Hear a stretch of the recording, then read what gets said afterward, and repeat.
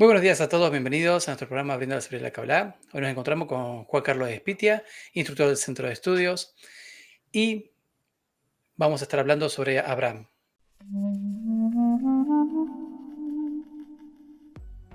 Hola Sebastián, gracias por invitarme a tu programa. Gracias a vos, Juan. ¿Qué importancia tiene para la sabiduría de la Kabbalah la figura de Abraham? Bueno, Abraham es muy importante. De hecho, es tan importante que incluso lo reconocemos como el padre de las tres religiones monoteístas. Y es porque él fue el primero en explicarnos concretamente cómo es el método. Y después de él empezó toda la línea de cabalistas. Entonces es la base de toda la sabiduría de la Kabbalah.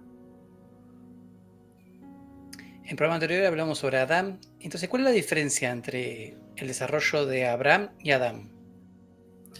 Adán fue el primer hombre que descubrió el método para conectarnos a esa fuerza superior del amor. Pero Adán estaba tan cerca por su naturaleza al Creador que para nosotros es muy difícil entender cómo es el método. Ya cuando llegó Abraham había deseo de recibir y había corrección de ese deseo de recibir, que es básicamente lo que debemos hacer para acercarnos a esa fuerza del Creador. Entonces, por eso es básico Abraham para nosotros. Obviamente es muy importante Adán porque fue el primero, pero por la naturaleza Abraham es mucho más parecido a nosotros. Entonces es más lo que nosotros tenemos que hacer dentro de la metodología para alcanzar esa fuerza del amor. Bueno, se dice que Abraham desarrolló un método, que hoy justamente conocemos como la sabiduría de la Kabbalah, y también escribió el libro del Sefer Yetzirah. ¿Se lo puede considerar el primer cabalista? Sí, el libro de la creación, que fue el que escribió Abraham, ahí nos explica cuál es el método y fue el primero que nos dijo que nos teníamos que conectar entre nosotros. Por eso él como ese primer hombre que descubrió el método desde la corrección de nuestro deseo de recibir, por eso vemos que juntó personas y empezó a explicar y a difundir la sabiduría de la Kabbalah para poder lograr mayor alcance dentro de la sabiduría. Entonces sí, podemos considerarlo el primer cabalista de todo lo que nosotros tenemos que hacer. Se habla de que Abraham y el pueblo de Babilonia eran adoradores de ídolos. ¿Qué significa esto en la interioridad de la persona? Dentro de la persona existen muchas fuerzas y nosotros como estudiantes de Kabbalah tenemos que aprender a diferenciar y a distinguir esas fuerzas cuando actúan en nosotros. Abraham hacía lo mismo, le enseñó a todo el mundo cómo a través de seguir estas fuerzas y adorar estas fuerzas podíamos lograr esa fuerza unificada que es el Creador.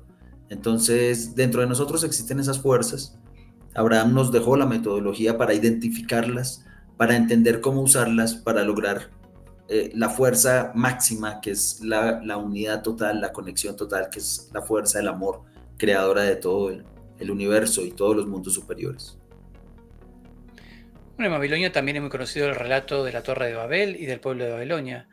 Se dice que mientras construían la torre dejaron de entenderse y de hablar y hablaron diferentes lenguas. ¿Qué significa esto?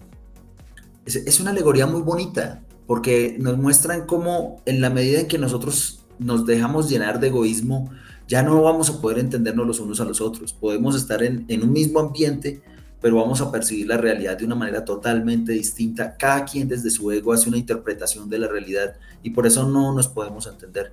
De hecho, el lenguaje es una forma en que creemos que nos entendemos, pero en verdad cada quien está expresando solo lo que percibe y por convenciones sociales creemos que nos entendemos, pero cada quien se está refiriendo a un mundo interior.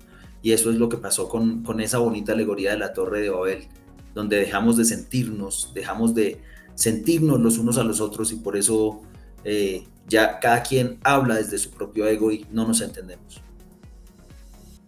Bueno, se dice que hoy en día vivimos todavía en esos tiempos de Babel. ¿Qué cree usted?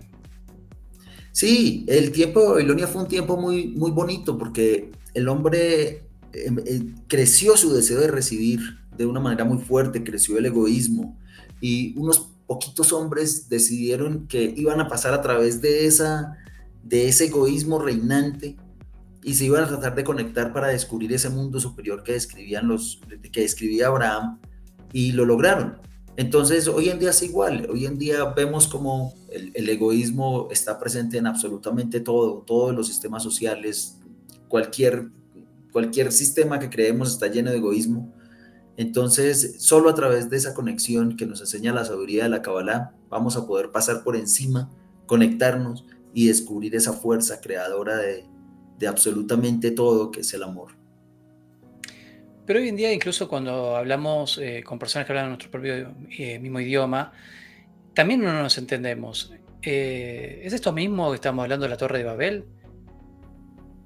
Sí, sí, cada quien percibe la realidad desde su egoísmo, desde su deseo de recibir, cómo satisfacer mi deseo para sentir placer.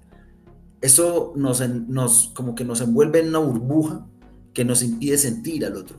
Entonces hoy en día sucede igual. Cada quien vive por satisfacer sus propias necesidades, sus propios deseos, sin importar qué pase con los otros. Por eso vemos, cuando prendemos un noticiero, vemos tantas cosas tan extrañas que a veces hace unos años eran impensables y hoy en día lo vemos a diario en las noticias. Y en forma individual, ¿existe algo en nuestro interior que podemos llamar Babilonia? Claro que sí, claro que sí. Todo en verdad sucede dentro de nosotros. Tenemos que tener la suficiente sensibilidad para saber discernir esas sensaciones que hay en el interior, entender cuando las fuerzas actúan en nosotros. Entonces, esa Babilonia, ese Babel, ese mundo de deseos es lo que nos gobierna y nos controla. Dentro de todo ese mundo de deseos hay un pequeño deseo que a veces se despierta. Es un deseo de querer acercarnos a los otros, conectarnos con los otros, permitir que el amor sea lo que gobierne absolutamente todo. Eso en teoría lo dicen muchas corrientes, pero en la práctica vemos que no es así. Una cosa es lo que se dice, otra cosa es lo que se practica. La sabiduría de la Kabbalah nos explica, nos enseña, nos muestra, nos permite sentir, vivir, experimentar, para finalmente lograr esa conexión que necesitamos para sentir y vivir en ese amor y ser uno con el Creador, viviendo en su atributo de otorgamiento. Bueno, Juan Carlos, muchas gracias por acompañarnos hoy y hasta la próxima. Gracias a ti, Sebastián. Un abrazo. Saludos a todos. Suscríbanse y den like. Hasta la próxima.